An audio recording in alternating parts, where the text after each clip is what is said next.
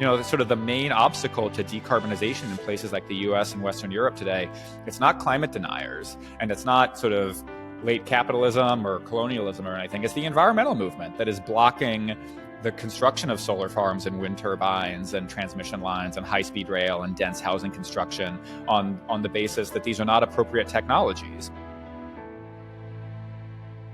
Welcome to the New Enlightenment podcast, a production of Adam Smith's Panmure House. I'm your host, Adam Dixon. Today, I'm joined by Alex Trembath. Alex is Deputy Director at the Breakthrough Institute based in Berkeley, California. The Breakthrough Institute is a global research center that identifies and promotes technological solutions to environmental and human development challenges. Alex helps coordinate Breakthrough's research, communications, and events. His writing and research has been published or featured in major news outlets such as Forbes, Politico, Bloomberg, the New York Times, the Washington Post, the Wall Street Journal, Time Magazine, and many other major media outlets. Alex, welcome. Thanks for having me, Adam.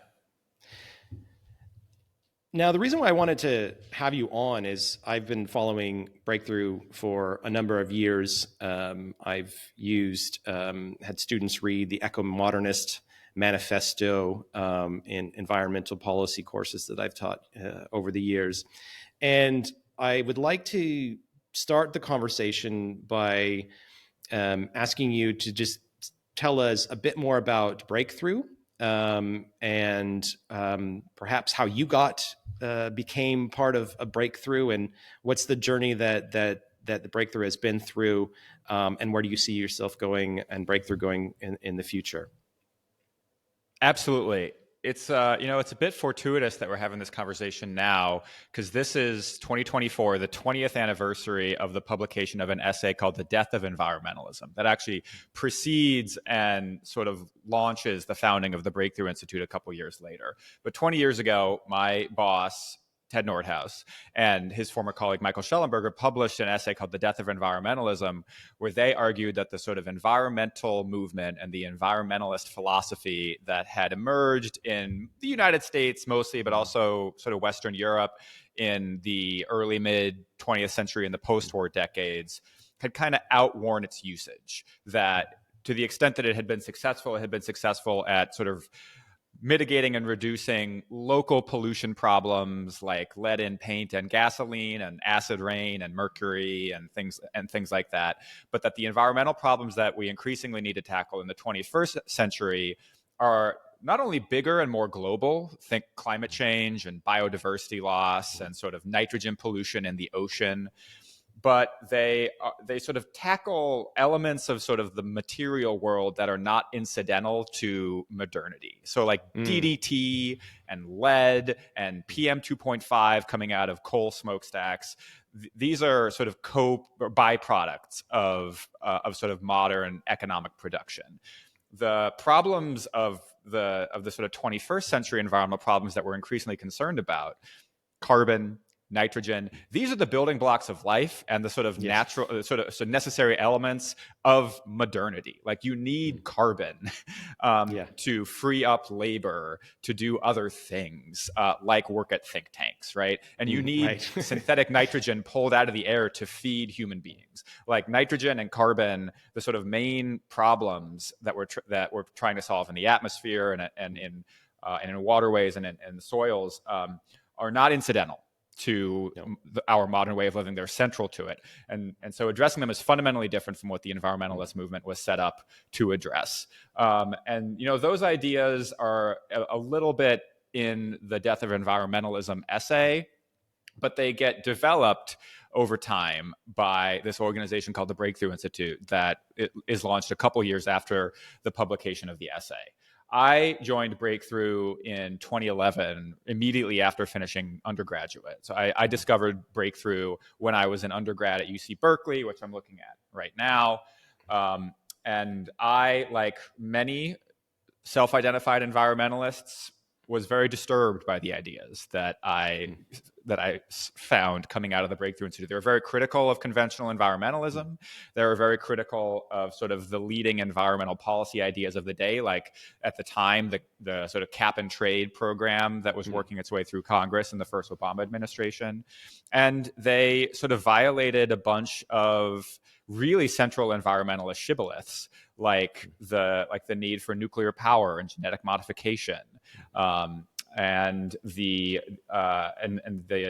problems with thinking about sort of environmental problems as if there are these sort of defined planetary biophysical boundaries on human achievement that could only be addressed through things like depopulation and degrowth.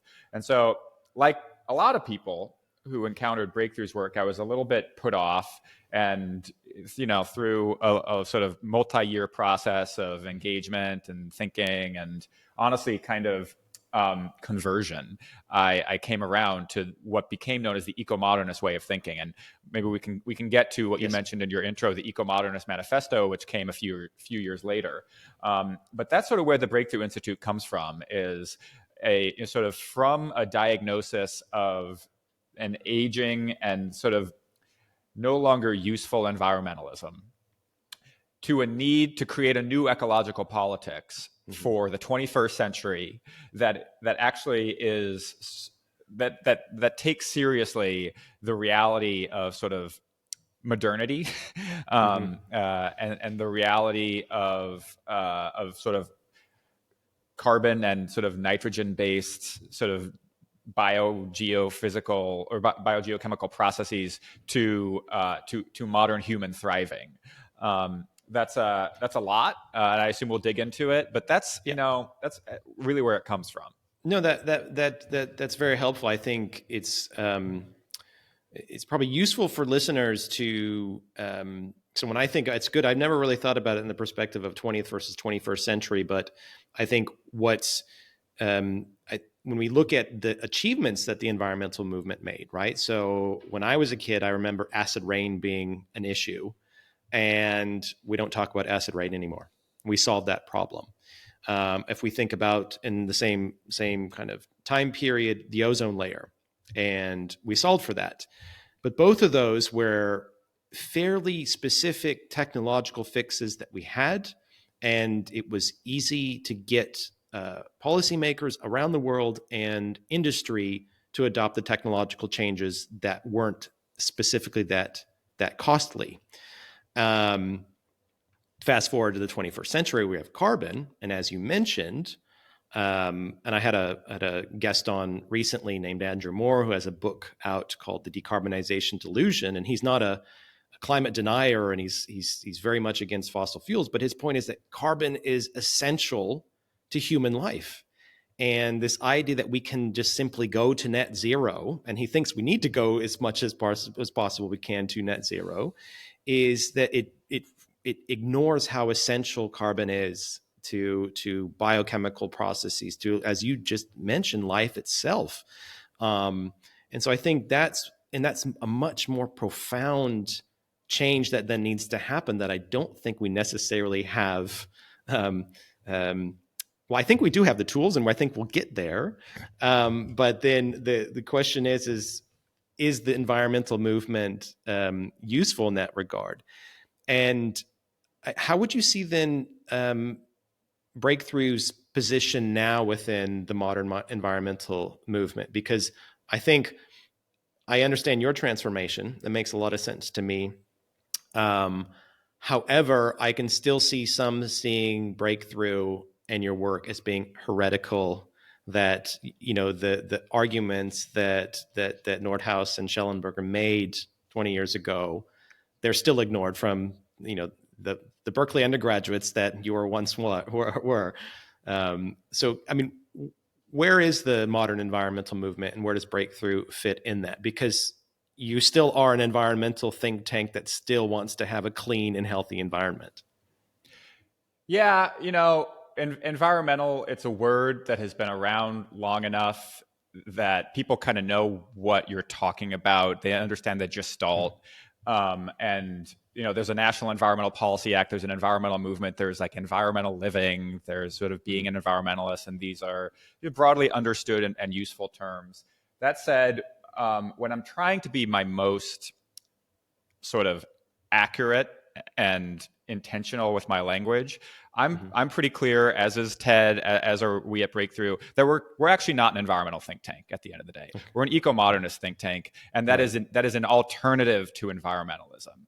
And I think there are plenty of eco-modernists who either don't understand or also don't accept that distinction, and that's fine. Like we can have sort of disagreements about semantics and about coalitions, but at least those of us at the Breakthrough Institute understand that we are building a different alternative ecological politics to environmentalism. And in that regard, we are outside the environmental movement. We are to the extent that we are part of the environmentalist movement, we're environmentalist reformers. We're the eco-modernist we're nailing the eco-modernist theses on the door, right? Like this is a different thing. And just to dig into that a little bit. Tell us what makes. Oh, I do want to come back to some other issues around the modern environmental movement, but what distinguishes eco-modernism from modern environmentalism, so the listeners can understand?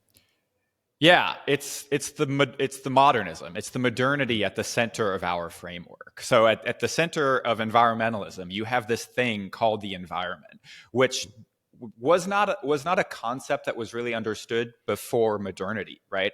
And there's been sort of pre-eco-modernist writing on this. There's this great 1990s essay called On Wilderness by Bill Cronin, where he explains that wilderness and the sort of environment was understood as scary, was understood as dangerous for most of human history, and that what was safe was the village or the town or the city, and the sort of environment, the forest, the rangelands, was where risk and danger was. And it's only after we develop sort of modern health and sort of urban technologies that we and sort of meet our sort of base Maslowian needs on sort of nutrition and security and comfort and shelter and wealth, that we develop this new affection for and understanding of the environment, whether that's the forest nearby or the creek running by your home or the global environment.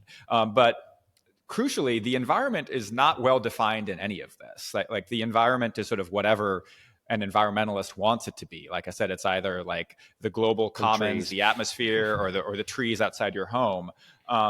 And so it's not actually a kind of falsifiable scientific concept, despite a lot of scientism involved in environmentalism. And to the extent that they do define it, I think the environment that the environmental movement sort of imagines is a kind of false concept. Actually, it's defined by global sort of fixed biogeophysical limits on human activity and consumption, which have gone by different names over the decades. But in the 1970s, you had the limits to growth. In the 1990s, you had the ecological footprint, and in the aughts, these scientists in Europe developed something called the planetary boundaries, which are these 9 allegedly fixed, immovable biogeophysical constraints on human population and water use and carbon.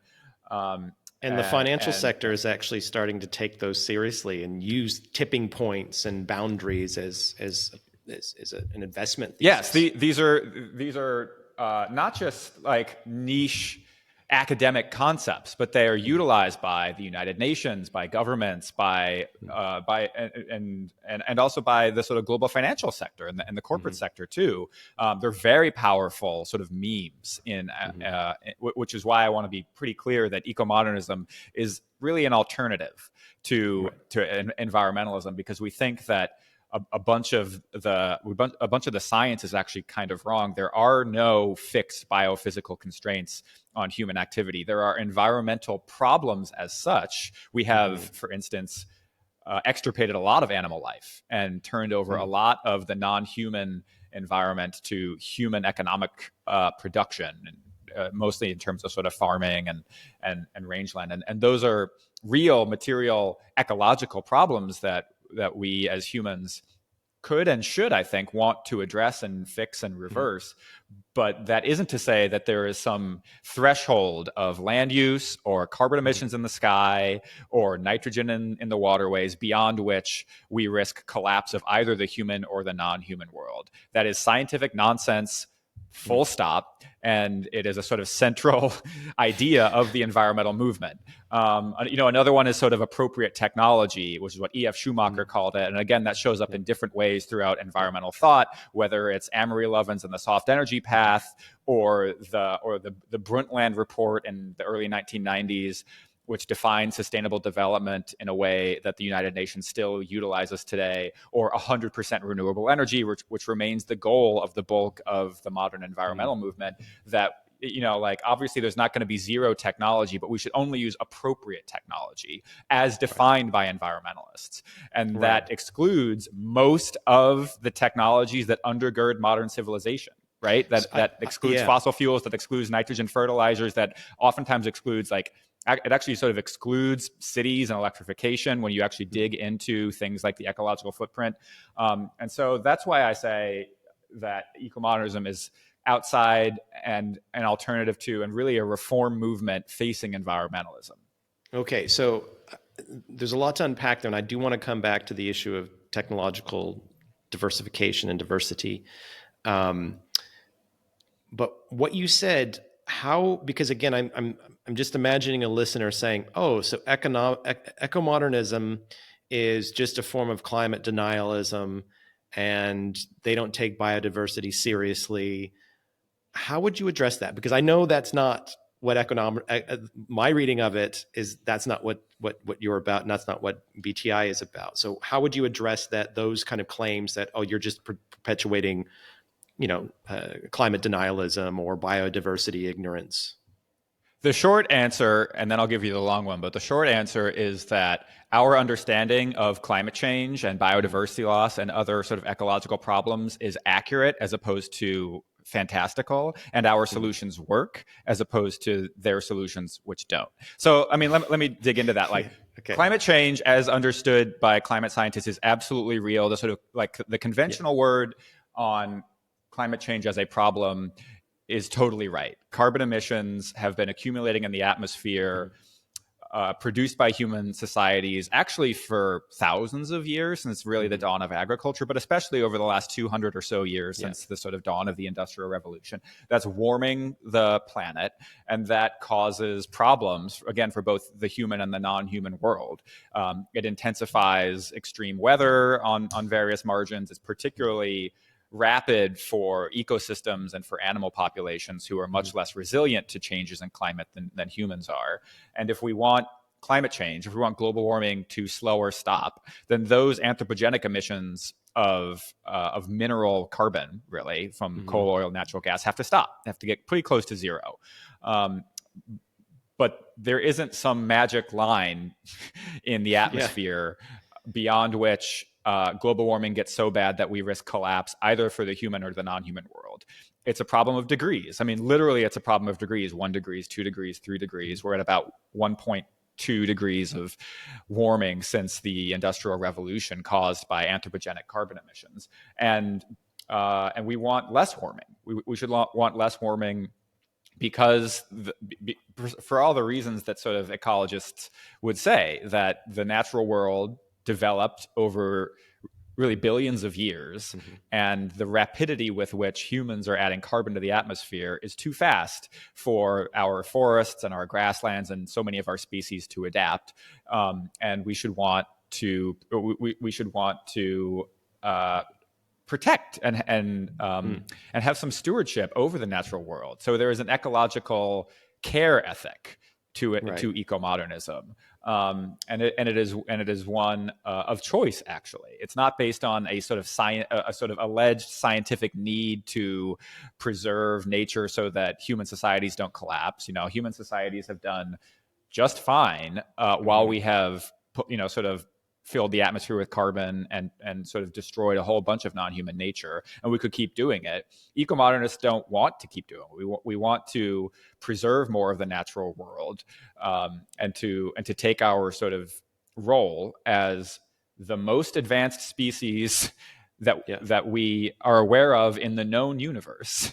We want to take that seriously, which brings me to the sort of second half of my answer, which is that I think that the solutions offered by eco-modernism are actually a lot more tractable and workable than the solutions offered by sort of conventional environmentalists. Okay, so I do want to come. I do want to come to those solutions, but before we go to that, in effect, what you're saying is that the modern environmental movement, you can't open a newspaper now or many academic texts that I read by people that aren't, Greta Thunberg, and they're not even radicals, but everyone seems to be using the term climate catastrophe, climate Armageddon, climate collapse, and it's really scary, right? And from what you're saying is that we shouldn't be so scared, or should we be scared? I mean, how do you see this language use? Because I do think, the use of language matters, and, some of these social movements, just stop oil, stopping traffic, and, throwing tomato sauce on great works of art, and just saying, oh my gosh, you're taking away my future. And it's, I think politically, I think that's counterproductive often, but I'm still, there's those that you can put into the radical side that you expect that language, but I'm in the mainstream now. Climate collapse is used regularly, at least over here in Europe and the UK.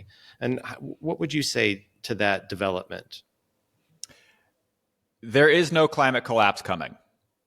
Okay. Full stop. Right? It's not coming at 2 degrees or 3 degrees. It's not coming at 450 parts per million carbon in the atmosphere. It's not coming at 600 parts per million in the atmosphere. If we reach those levels, global warming will be worse, and it will have effects that we actually understand reasonably well. And global warming is already having effects, which is why we're talking about it in the first place. The problem is that overwhelmingly, sort of the environmental and the climate movement sort of radically exaggerate the effects that human emissions are having on things like extreme weather. Sort of according to the Intergovernmental Panel on Climate Change, which every 4 or 5 years produces a report summarizing the many tens of thousands of papers that have been published in the interim on global warming, is actually very clear that the sort of imprint of anthropogenic carbon emissions on extreme weather, for instance, can't be detected for most forms of extreme weather at the moment globally. It can't be detected for hurricanes. It can't be detected for droughts. It can't be detected for wildfires. It can be detected for precipitation and sort of extreme heat. And that's real, like heat waves have gotten a little bit worse. And by a little bit worse, I mean a couple degrees worse, which can tip the balance of exposure to extreme heat if you're in the middle of a heat wave. And same with precipitation, where you can have sort of storm surges and floods, sort of a couple degrees worse than they would have been without carbon emissions in the atmosphere. But what sort of the sort of modern climate movement does is take every megastorm or every sort of example of extreme weather and either perniciously or accidentally describe it as entirely caused by climate change, right? Which of course is actually ridiculous. The world has always had storms and extreme weather. It's part of the Earth's climate, and if you look at the actual evidence of human exposure to extreme weather, the news is overwhelmingly good. The number of humans who die as a result of extreme weather has gone down by an order of magnitude over the last century. That's about, something like 10 times fewer humans dying from things like droughts and hurricanes and tornadoes and heat waves and floods than did a century ago. And there's 4 times as many people on the planet today as there were 100 years ago. So that's not just a relative, but a hugely absolute decline in the exposure and the and the damage caused by extreme weather to human societies. Yet somehow we're being told that we're living through the climate apocalypse, and I know that serves particular sort of ideological ends for, again, a movement that is opposed to sort of that is broadly opposed to sort of economic growth, and especially to shared economic growth. You see the sort of the most pernicious and I think really upsetting effects of the environmental movement are on things like, sort of banning modern agricultural technologies in sub-Saharan Africa, or banning multilateral finance institutions from investing in modern electricity infrastructure in poor countries, because it's on the ground, colonialism. because it's colonialism, or because it's economic growth, or Right. or because it's inappropriate technology, and sort of that's the work that the climate apocalypse is really doing in the world. Like, so what's that saying about a system? A system is what the process does in the world. So you might think that environmentalism is about sustainability and it's about sort of, living unified on one planet. But what it's actually doing in the world is obstructing the deployment of technologies and infrastructure that make us more resilient to climate change, like fertilizers and power plants and factories in poor countries, and cities and transmission lines. And it's actually, and we can get to this, increasingly the environmental ethic and the environmental movement is making it hard to deal with just the emissions problem in the first place. Sort of the main obstacle to decarbonization in places like the US and Western Europe today, it's not climate deniers, and it's not sort of late capitalism or colonialism or anything. It's the environmental movement that is blocking the construction of solar farms and wind turbines and transmission lines and high-speed rail and dense housing construction on the basis that these are not appropriate technologies.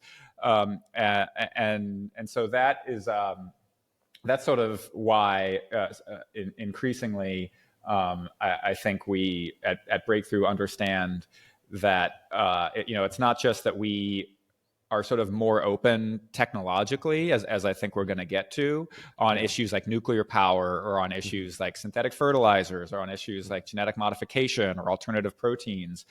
It's that the way that environmental problems are typically defined is dangerous, I think, and is unproductive, not just in terms of the activism, throwing soup on paintings or blocking traffic, but when you describe the environment as this thing that we must protect lest we breach these alleged biophysical boundaries, then what you end up doing is preventing access to technology, wealth, and infrastructure.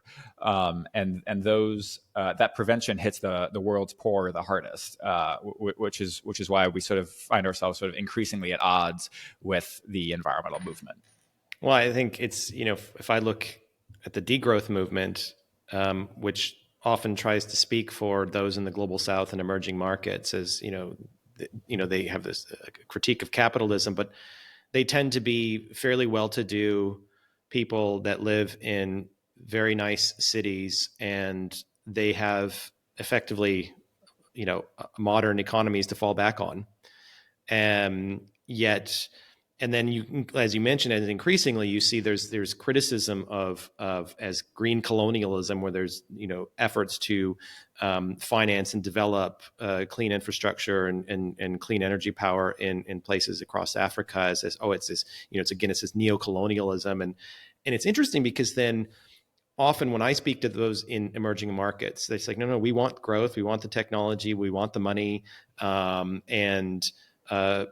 if we don't help us with that, we actually have all this oil and gas and coal that we can just dig out of the ground and burn. And so it's who's speaking for whom. But I find that often the environmental movement, or those that are critical, if you like, of, as you mentioned, of late capitalism and the degrowthers, they're speaking about a world that is from the comforts of the relative affluence and modern life in advanced economies.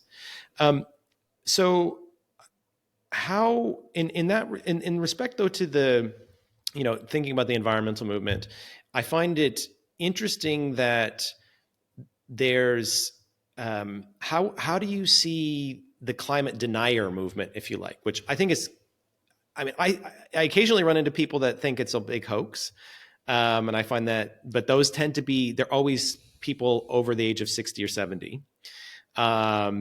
And I think most industries, even the fossil fuel industry, is not ignorant to it, but there's still, and occasionally you have a sense that the industry is still pushing back and is reluctant to change, even though they've embraced, ESG and the like. Where do you see climate denialism, if you like, or that climate change is because this gets back and bring us to the kind of technological solutions. How do you see the industry trying to hold back and prevent change, or where do you see climate deniers and those that think in the same breath that poor countries should be digging up the coal and burning it because that's what they need for growth? Yeah, I mean, to your point, which is an accurate one, sort of according to Hoyle, climate denial, sort of a rejection of the scientific consensus that anthropogenic carbon emissions are warming the atmosphere and causing these sort of dangerous ecological effects on humans and nature. It's just increasingly rare. And, you did have sort of more of it in the aughts in, for instance, like Republican politicians in the United States, to be completely candid about it. And from a couple kind of influential oil industry executives, so like the famous example is Lee Raymond, who was CEO of Exxon, and I think the late 90s through the earlier mid aughts, made some just outright climate denial statements sort of over and over again. And that doesn't have zero influence on either the discourse or on our politics. But I think it's important to remember that if you look back at the history of climate science, actually the oil and gas industry was there the entire way. And this has been allegedly uncovered by the Exxon New campaign, right? Which sort of released all of these formerly private documents from Exxon and from other oil companies that showed that Exxon allegedly knew about climate change in the 60s and the 70s. And then, later their CEO goes on to deny that it was a problem. And that is true on the face of it, but it's not like it was a secret that Exxon and the oil and gas industry knew about climate change. The Johnson administration in the 60s had a presidential committee on the climate problem. This was a known problem. There were oil and gas geologists and chemists who were co-authoring peer-reviewed public scientific papers on the carbon problem, on climate change throughout the 60s, 70s, and 80s. This wasn't a secret problem. At the same time that Exxon did have sort of internal research on it, their scientists were publishing in the peer review with the Bureau of Land Management and with the national laboratories and with government scientists and with academic scientists.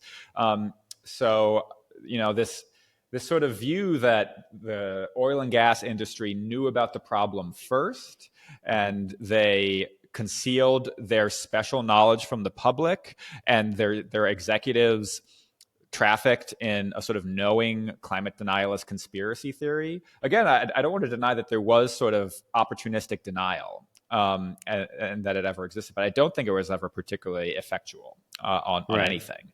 The reason that we are not decarbonizing as fast as some, including myself, would prefer is not because Lee Raymond gave some talks in the 90s and aughts where he denied anthropogenic warming. It's because fossil fuels are really hard to replace, which we talked a little bit about earlier. And I think you can increasingly replace fossil fuel, the sort of biogeochemical processes that undergird modernity provided by coal, oil, and natural gas, with things like renewables and with things like nuclear power. But it's really hard. It's hard to do it in a scaled, economically affordable way. And that's it. That's the ball game. And so there is climate denial. It's at times quite gross. Donald Trump still calls it a hoax when it comes up sometimes. And to be clear, he should not do that. He is wrong, and that is a stupid thing to say. But it's also not really elemental to dealing with the problem, I guess, is where I end up. And he says a lot of things which riles up a crowd, and we won't want to get into Donald Trump here. But then, how would you say, before we move on to some of the technological solutions, is how do you see then in the U.S. case the backlash against ESG investing and environmental, social, and governance, which has been led by primarily Republican attorneys general, which there was just an article in the Financial Times yesterday saying how are they? This is an Orwellian movement. How are they denying climate change? And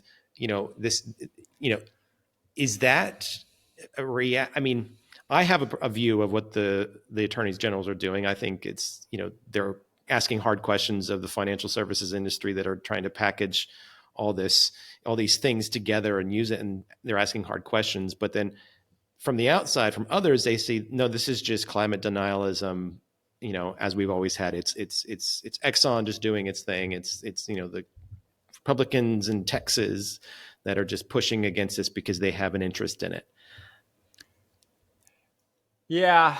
I get really frustrated with the ESG discourse for the reasons I think you're suggesting, which is that, of course you would want big corporates, the financial sector, to be investing in climate-friendly solutions, to be moving towards sort of lower carbon practices.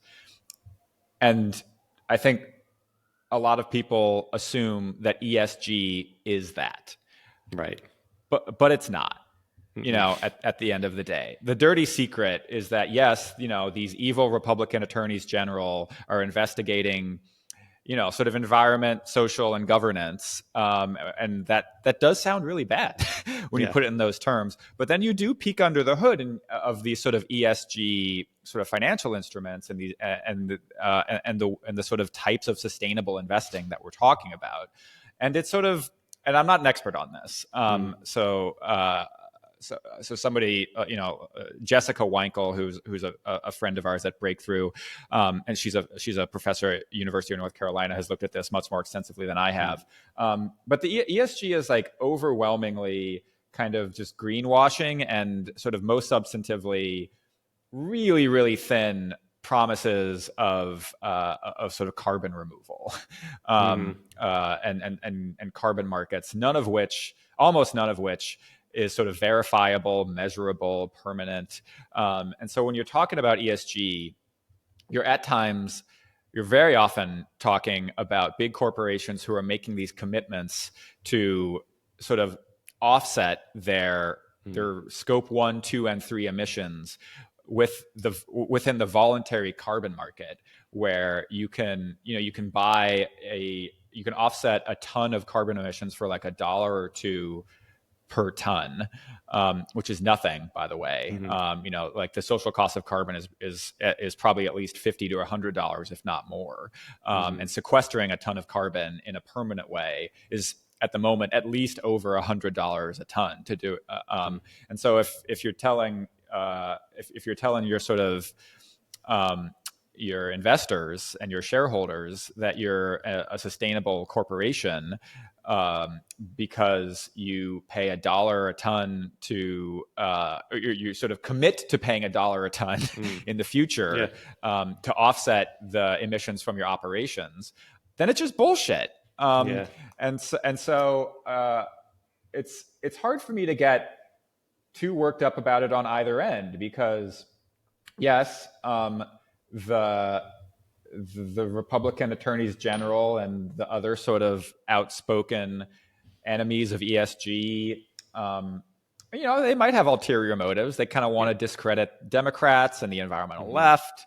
But what they're attacking is kind of bullshit. But it's bullshit in a way that it doesn't have much effect in the world, really, other than wasting everyone's time and money, which is, again, it's not nothing. But I just don't have a ton of time for it at the moment. We could use a movement within sort of financial services and big corporates to be more sustainable. Like give an example. This week, Amazon, Nucor, and Google announced that they were going to aggregate their electricity demand to try to create a sort of forward market commitment for low carbon 24/7 electricity, like geothermal or advanced carbon removal or advanced nuclear or something like that. These corporations want to help pull these emerging, immature zero carbon technologies into the market. Yeah. That's great. Like, corporations can do something, but it's kind of mostly niche in the ESG portfolio right now. Right. So I just have a hard time getting worked up about it on either end. No, I mean, for me, I think scrutiny is good. It's a function of any well-governed democratic society that you ask questions and you put people under pressure to give answers. And I think the pressure on ESG will lead, and I think we're already seeing that. I mean, just talking to some people in the asset management industry, they're not using ESG anymore, but they're still trying to save the good, the sense of, they're having to demonstrate where they're putting money and how it actually is leading to effective and instrumental change. Though I think some of the other things, defining what is the S in ESG is also problematic and probably good, but that's a separate conversation. So now I'd like to move to what you see as the technological solutions that we could do now to help us address climate change in a way that is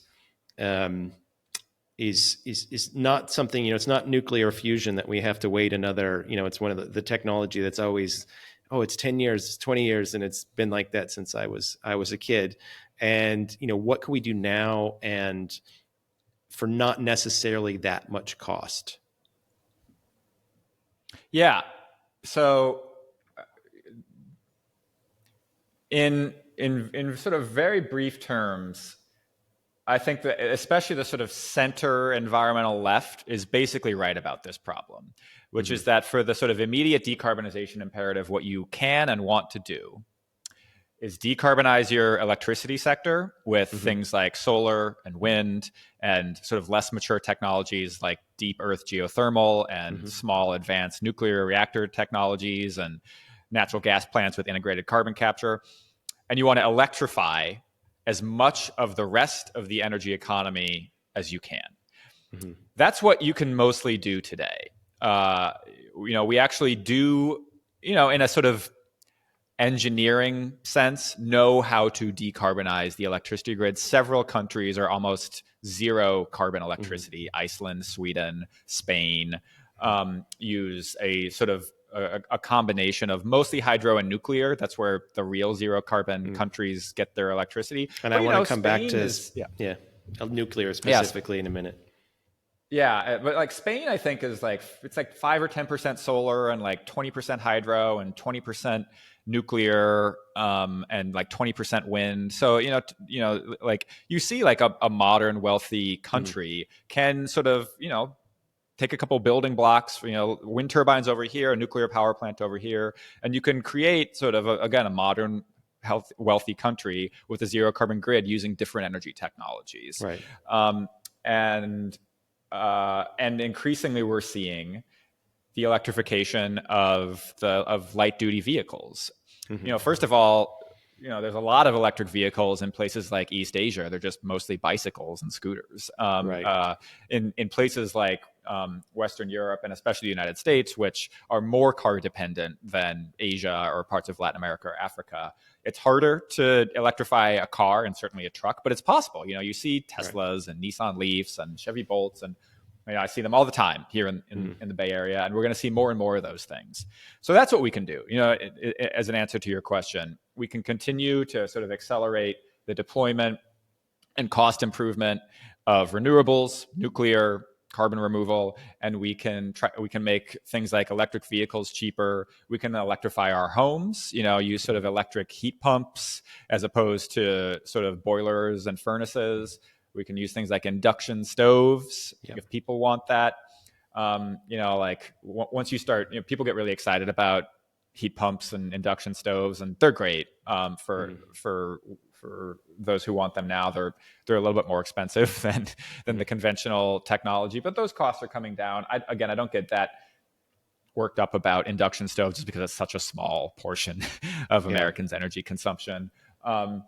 Point being that everything else is really hard, actually. Right. Like there's plenty of work to do in the meantime. There's still lots of fossil fuels on our electricity grids, and there's overwhelmingly trucks and ships and planes and cars are powered by petroleum, and we can electrify a ton of that, and we should work on that.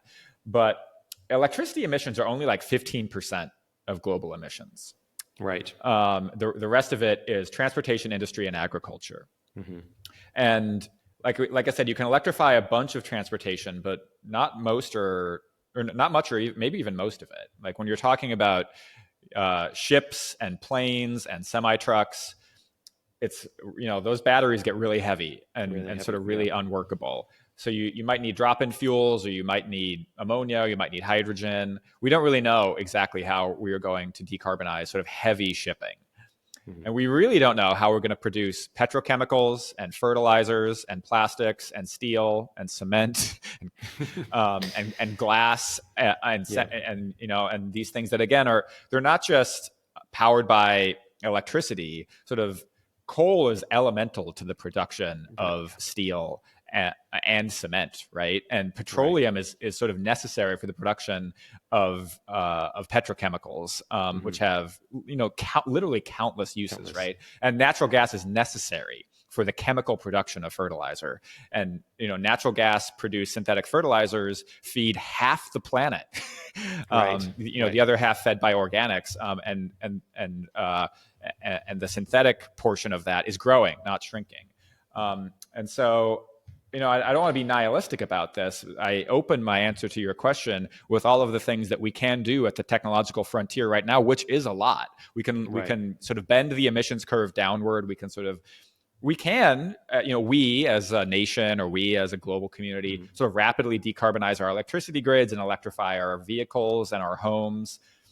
But figuring everything else out it remains hard. I think it's doable. There are sort of paper solutions for green steel and green ammonia. There's obviously the hope for the applications where it's really hard to sort of replace the carbon incumbent, like 747s. Like, I'm not sure we'll ever have a scalable drop-in liquid fuel for 747s, or certainly batteries that we fly 30,000 feet in the sky. Right. So maybe you want some carbon removal for that. And if you can sort of, capture carbon from power plants, or find a way to suck it out of the sky in a really cheap way, that would help.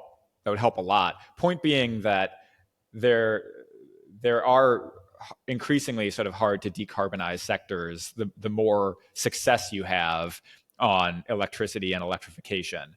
And I think where I end up is that everyone working on these issues and interested in them needs to hunker down for our lifetimes. Yeah. It's not like we are not going to solve this by 2035. We're not going to be net zero by 2050. If we are, I'll absolutely eat crow, and I'll be glad to hear it. But these are, I've been working in this space for almost 15 years, and the carbon intensity of the global economy has dropped by like 1% since 1%. This is slow. And again, that's why I'm an eco-modernist, because if I were sort of a classic environmentalist who was worried about the impending climate collapse, and I looked at the rate of decarbonization, I would end up where your other guests end up with a sort of decarbonization delusion that that we are not going nearly fast enough to prevent the climate cataclysm. So fortunately, there is no climate cataclysm to worry about. We can and should speed up on these solutions, and we should make our societies sort of more resilient to the sort of both climate and climate change impacts that will occur in the meantime. And so much of that is when you think of adaptation. I mean, take what happened. What was it, a couple of years ago in Libya? The dam collapsed, and I don't know how many thousands of people perished. And but right away it was because of climate change, not because Libya is effectively a failed state in a period, ongoing civil war that hadn't had infrastructure kind of development for several decades, that was what the cause was, not this particular extreme weather event, which they attributed to climate change. But I want to talk before we finish on nuclear, because again, there's so much discussion now about, particularly over here in Europe, but also likewise in the United States with the Inflation Reduction Act, and it's a lot of money going into solar and wind. Germany here on the other side of the Atlantic is very proud about the penetration of how much wind and solar that it has. The Netherlands has had massive solar infrastructure development. The UK, likewise, offshore wind is huge. But on the nuclear front, costs keep going up. The regulation regime is quite difficult. Where does nuclear fit in all this? Because that's what I've always thought, that the if we're going to do something with decarbonization, I don't see how we do it completely with renewables, and having some base load electricity production from nuclear seems to be sensible. How do you view that, and what is your take on nuclear? Yeah, obviously we could talk about this for a whole nother hour, I assume. Yeah.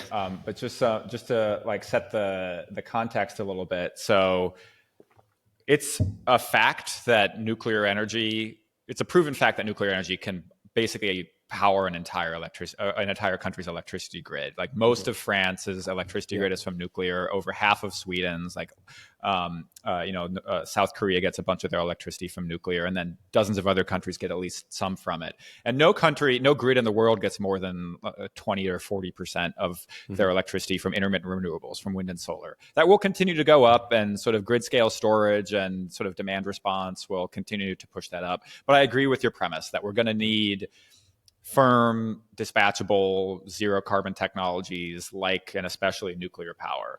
So why aren't we doing it? I think there's a couple main reasons, and they are sort of the liberalization of electricity markets around the world, which is incompatible with a sort of type of nuclear power plant construction, operation, and deployment that predominated when the technology emerged. So nuclear energy, it's sort of developed and commercialized in the United States. It's actually developed for submarines, and then transferred to the private sector through the Atoms for Peace program, where electric utilities take reactor technologies that were developed for submarines, which is to say, not particularly cost sensitive. The military just designs the technology it needs. And then they were sort of built and maintained by monopoly utilities who were not trying to achieve economies of scope or scale or multiples. They were just trying to build power plants to meet rising electricity demand in the post-war decades in the United States and elsewhere around the world. And then later in the 20th century, you get liberalization and deregulation of power markets, where you start to break up the electrical utilities. So they're no longer relying on ratepayer financing to build these big power plants, and they're actually not building much big infrastructure at all anymore as electricity demand sort of starts to saturate.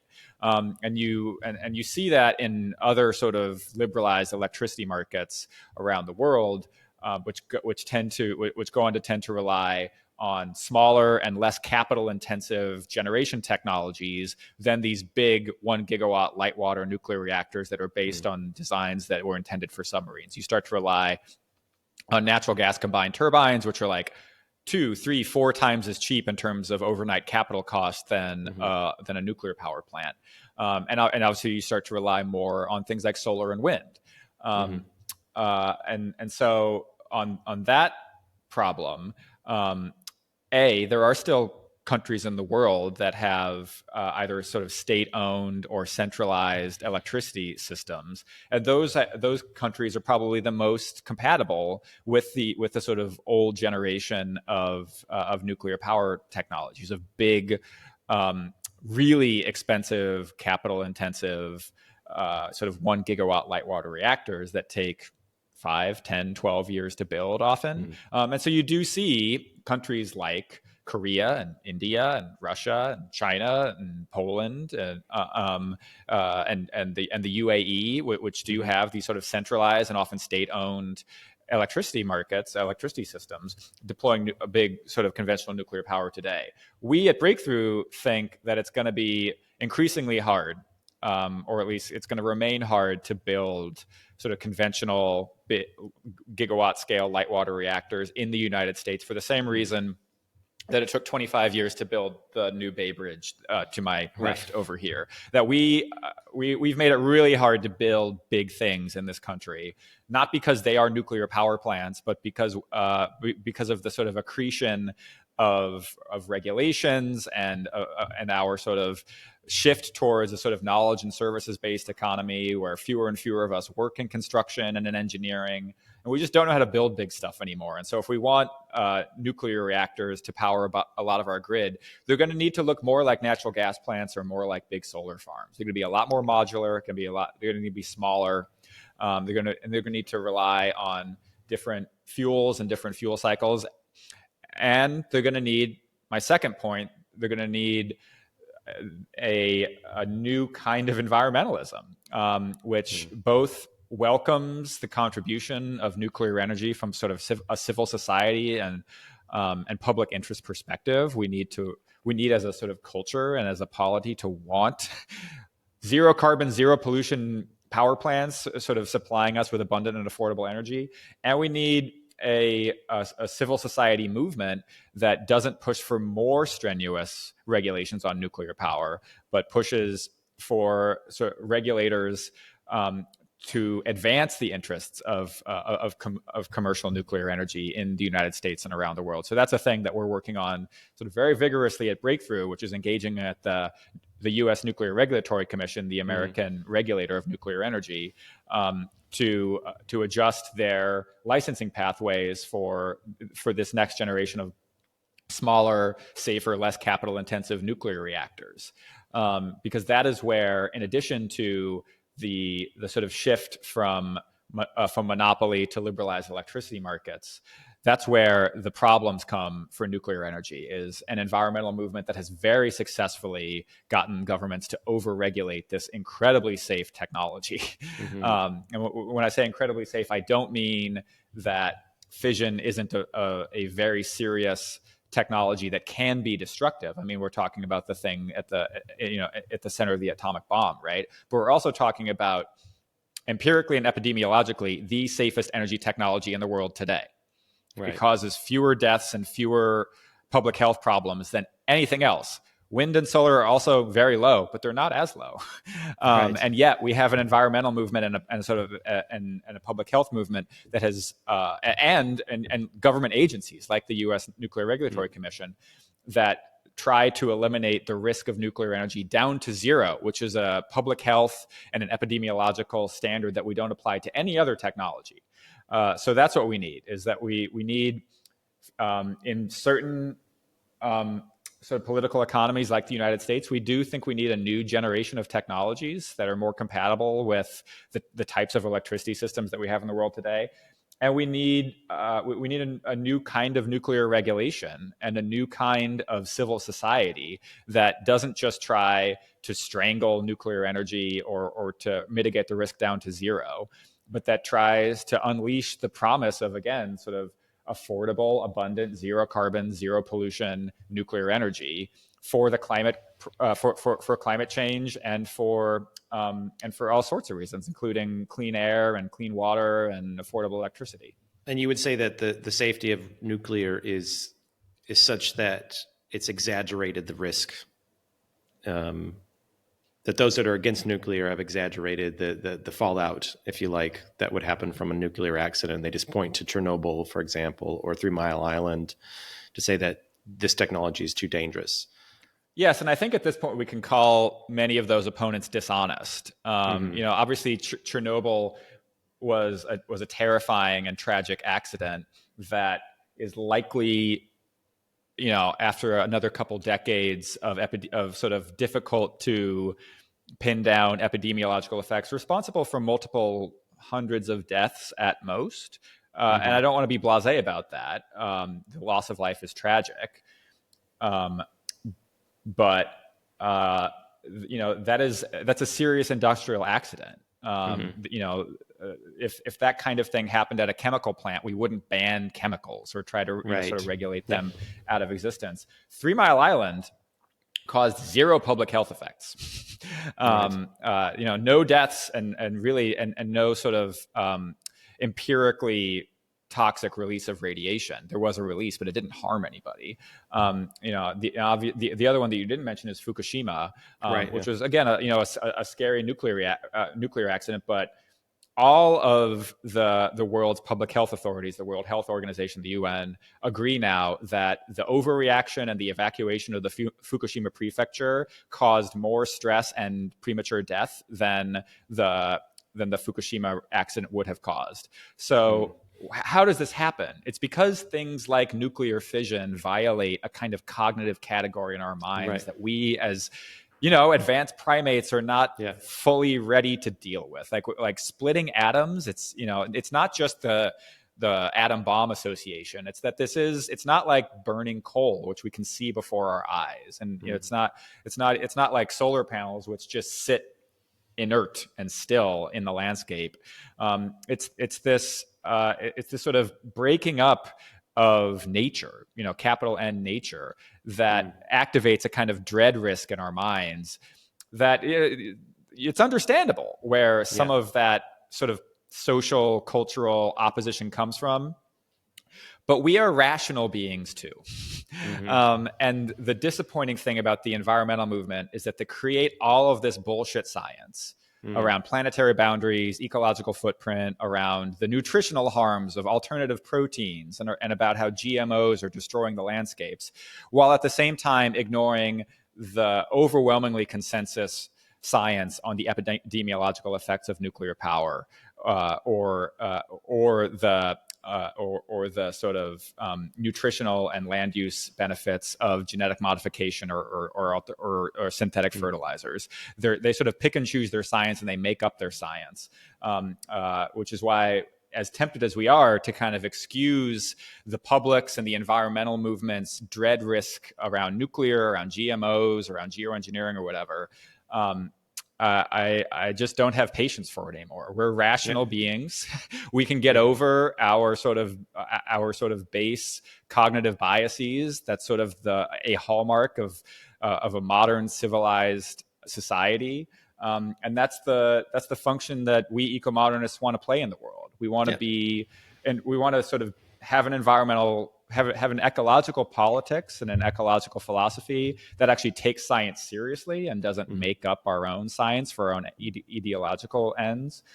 We do probably have ideological ends, and those are things like growth and the advanced flourishing of the human community and the stewardship of non-human nature, which again is not something we as a human society need to do for any kind of biogeophysical reasons beyond which our collapse is imminent. But it's because we want to. I want to protect the Berkeley foothills. I want to protect Yosemite. I want to protect the Amazon rainforest. I want to protect the tigers and the rhinoceroses and the orca whales. Not because doing so improves my material well-being, but because we are stewards of the natural world, and we can do it if we invest in sort of dense modern technologies like cities, like nuclear power, like really high productivity agriculture that spares more land for wild nature. So that's why I'm an eco-modernist. No, and I think, that for me, I think where I'm sitting here in Panmure House and with Adam Smith's portrait behind me, he was writing at a time of intense social and economic and change. It was the birth of the dawn of the Industrial Revolution. It was the dawn of modern science and the scientific revolution that that was so special about Scotland in the 18th century. It was it went from effectively feudalism to this modern, increasingly modern country with more and part of an increasingly modern world economy in a rapid time, and they realized wow, we are rational human beings, that we can actually figure these problems, that we can understand our nature, we can understand science, the scientific and natural world, but we can also understand ourselves as human and how we think and how we appreciate the world we're in. So it's been great to have you on the New Enlightenment podcast, where we want to have conversations like these, where we're willing to challenge ideas wherever they come from, and also to see if there's some optimism for the future. And I think with